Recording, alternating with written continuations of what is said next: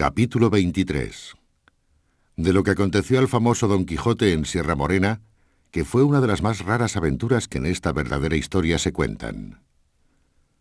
Viéndose tan mal parado Don Quijote, dijo a su escudero: «Siempre, Sancho, lo he oído decir,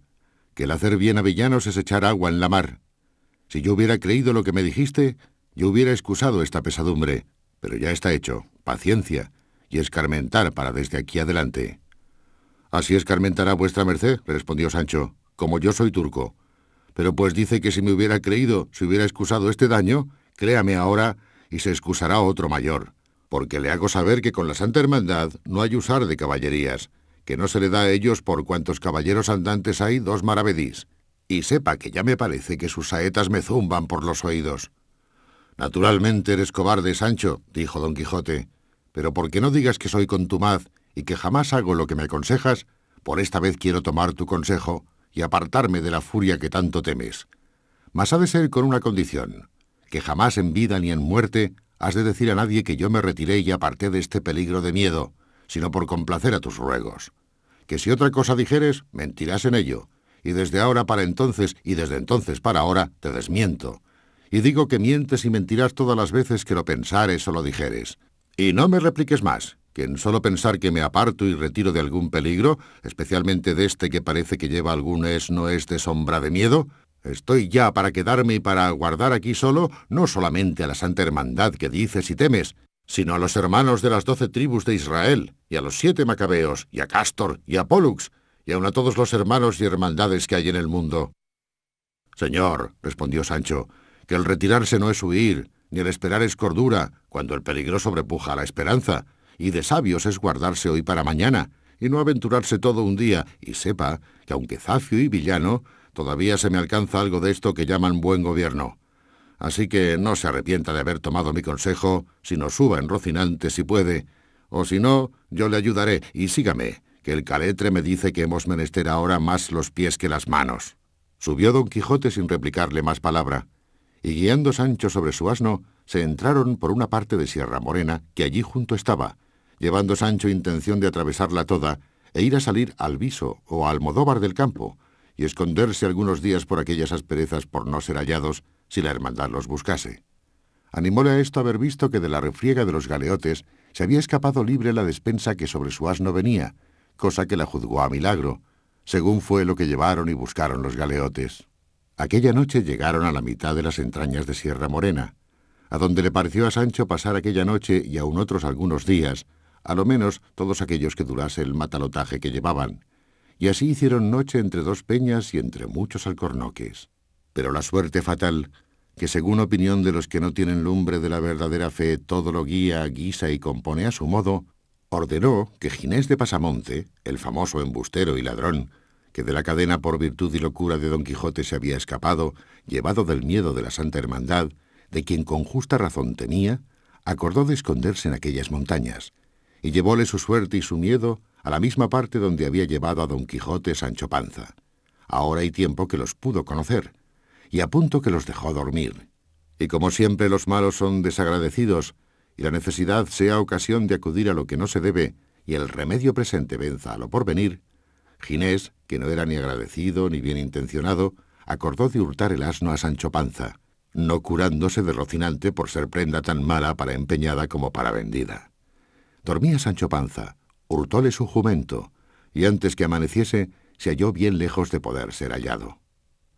Salió el aurora alegrando la tierra y entristeciendo a Sancho Panza, porque halló menos su rucio, el cual, viéndose sin él, comenzó a hacer el más triste y doloroso llanto del mundo, y fue de manera que Don Quijote despertó a las voces, y oyó que en ellas decía: «Oh, hijo de mis entrañas, nacido en mi mesma casa, brinco de mis hijos, regalo de mi mujer, envidia de mis vecinos, alivio de mis cargas, y finalmente sustentador de la mitad de mi persona, porque con 26 maravedís que ganaba cada día, mediaba yo mi despensa». Don Quijote, que vio el llanto y supo la causa, consoló a Sancho con las mejores razones que pudo, y le rogó que tuviese paciencia, prometiéndole de darle una cédula de cambio para que le diesen 3 en su casa de 5 que había dejado en ella. Consolóse Sancho con esto, y limpió sus lágrimas, templó sus sollozos, y agradeció a don Quijote la merced que le hacía, al cual, como entró por aquellas montañas, se le alegró el corazón, pareciéndole aquellos lugares acomodados para las aventuras que buscaba. Reducíansele a la memoria los maravillosos acaecimientos que en semejantes soledades y asperezas habían sucedido a caballeros andantes. Iba pensando en estas cosas tan embebecido y transportado en ellas, que de ninguna otra se acordaba, ni Sancho llevaba otro cuidado, después que le pareció que caminaba por parte segura, sino de satisfacer su estómago con los relieves que del despojo clerical habían quedado, y así iba tras su amo cargado con todo aquello que había de llevar el rucio, sacando de un costal y embaulando en su panza, y no se le diera, por hallar otra aventura, entre tanto que iba de aquella manera, un ardite. En esto alzó los ojos, y vio que su amo estaba parado, procurando con la punta del lanzón alzar no sé qué bulto que estaba caído en el suelo, por lo cual se dio priesa a llegar a ayudarle si fuese menester, y cuando llegó, fue a tiempo que alzaba con la punta del lanzón un cojín y una maleta asida a él, medio podridos, o podridos del todo, y deshechos, mas pesaban tanto que fue necesario que Sancho se apease a tomarlos, y mandóle su amo que viese lo que en la maleta venía. Hízolo con mucha presteza Sancho,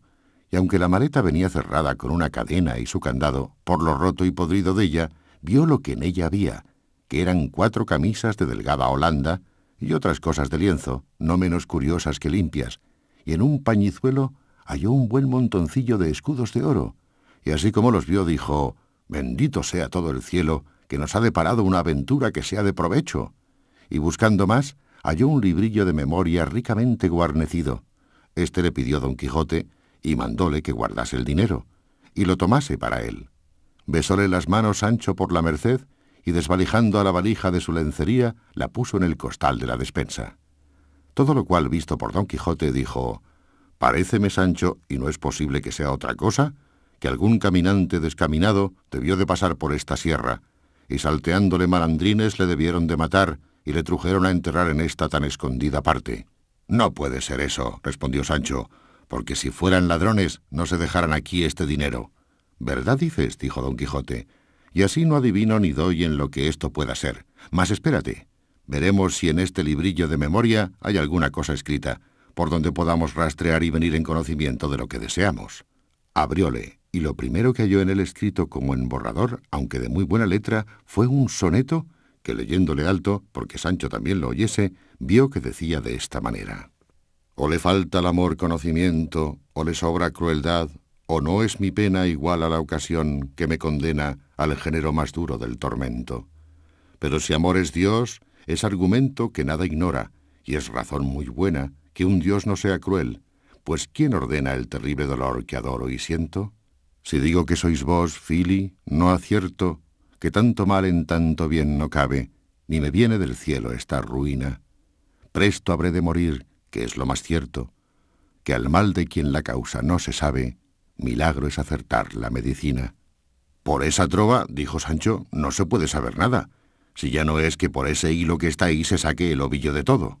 «¿Qué hilo está aquí?», dijo don Quijote. «Paréceme», dijo Sancho, «que vuestra merced nombró ahí hilo». «No dije sino Fili», respondió don Quijote, «y este sin duda es el nombre de la dama de quien se queja el autor de este soneto, y a fe que debe de ser razonable poeta, o yo sé poco del arte. Luego también», dijo Sancho, «¿se le entiende a vuestra merced de trovas?» «Y más de lo que tú te piensas», respondió don Quijote, «y veráslo cuando lleves una carta escrita en verso de arriba a abajo a mi señora Dulcinea del Toboso, porque quiero que sepas, Sancho, que todos o los más caballeros andantes de la edad pasada eran grandes trovadores y grandes músicos, que estas dos habilidades, o gracias, por mejor decir, son anejas a los enamorados andantes. Verdad es que las copias de los pasados caballeros tienen más de espíritu que de primor».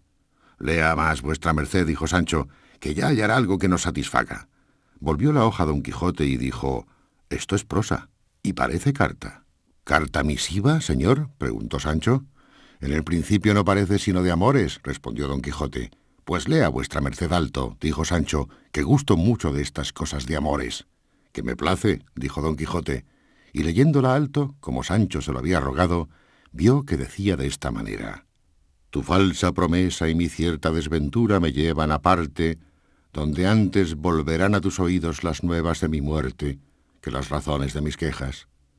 Desechásteme, oh ingrata, por quien tiene más, no por quien vale más que yo. Mas si la virtud fuera riqueza que se estimara, no envidiara yo dichas ajenas, ni llorara desdichas propias.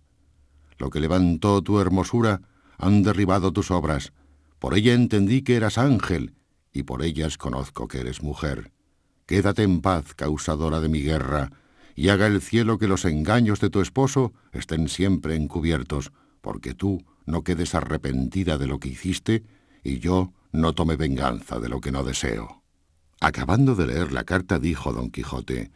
menos por esta que por los versos se puede sacar más de que quien la escribió es algún desdeñado amante. Y hojeando casi todo el librillo, halló otros versos y cartas que algunos pudo leer y otros no. Pero lo que todos contenían eran quejas, lamentos, desconfianza, sabores y sinsabores, favores y desdenes, solemnizados los unos y llorados los otros. En tanto que don Quijote pasaba el libro, pasaba Sancho la maleta, sin dejar rincón en toda ella, ni en el cojín que no buscase, escudriñase e inquiriese, ni costura que no deshiciese, ni vedija de lana que no escarmenase, porque no se quedase nada por diligencia ni mal recado. Tal golosina habían despertado en él los hallados escudos, que pasaban de 100, y aunque no halló más de lo hallado, dio por bien empleados los vuelos de la manta, el vomitar del brebaje, las bendiciones de las estacas, las puñadas del arriero, la falta de las alforjas, el robo del gabán y toda la hambre, sed y cansancio que había pasado en servicio de su buen señor, pareciéndole que estaba más que rebien pagado con la merced recibida de la entrega del hallazgo. Con gran deseo quedó el caballero de la triste figura de saber quién fuese el dueño de la maleta, conjeturando por el soneto y carta, por el dinero en oro y por las tan buenas camisas, que debía de ser de algún principal enamorado, a quien desdenes y malos tratamientos de su dama debían de haber conducido a algún desesperado término. Pero como por aquel lugar inhabitable y escabroso no parecía persona alguna de quien poder informarse, no se curó de más que de pasar adelante, sin llevar otro camino que aquel que Rocinante quería, que era por donde él podía caminar, siempre con imaginación que no podía faltar por aquellas malezas alguna extraña aventura.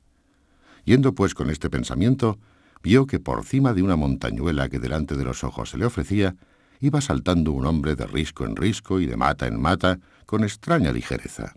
Figurósele que iba desnudo, la barba negra y espesa, los cabellos muchos y rebultados, los pies descalzos y las piernas sin cosa alguna. Los muslos cubrían unos calzones al parecer de terciopelo leonado, mas tan hechos pedazos que por muchas partes se le descubrían las carnes.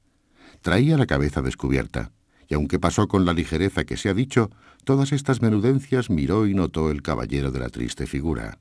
Y aunque lo procuró, no pudo seguirle, porque no era dado a la debilidad de Rocinante andar por aquellas asperezas, y más siendo él de suyo pasicorto y flemático.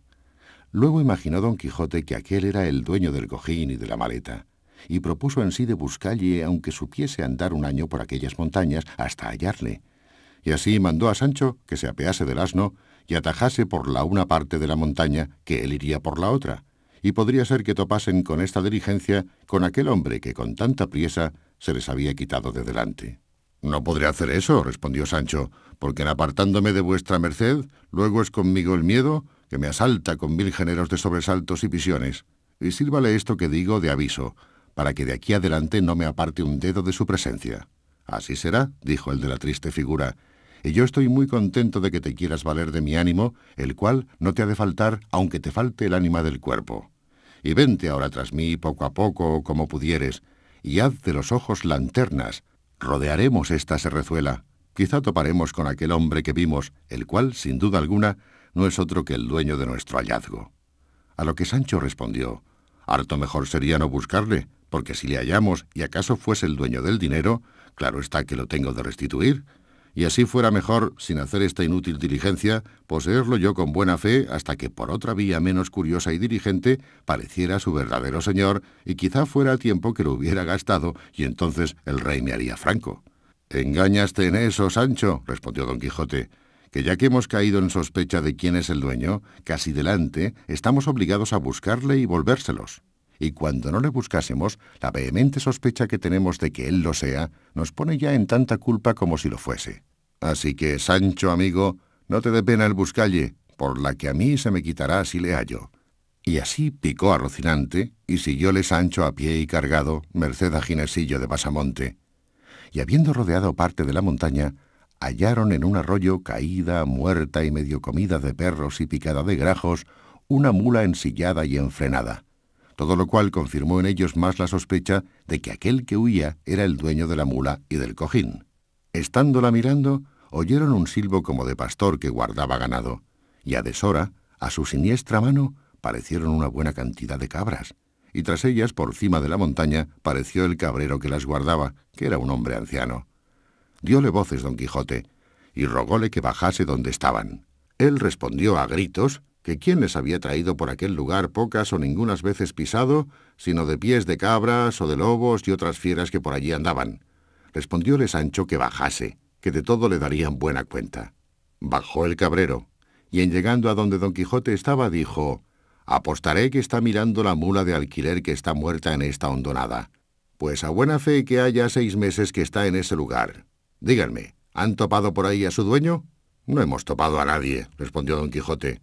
«sino a un cojín y a una maletilla que no lejos de este lugar hallamos». «También la hallé yo», respondió el cabrero, «mas nunca la quise alzar ni llegar a ella, temeroso de algún desmán y de que no me la pidiesen por de hurto, que es el diablo sotil, y debajo de los pies se levanta al hombre cosas donde tropiece y calla, sin saber cómo ni cómo no».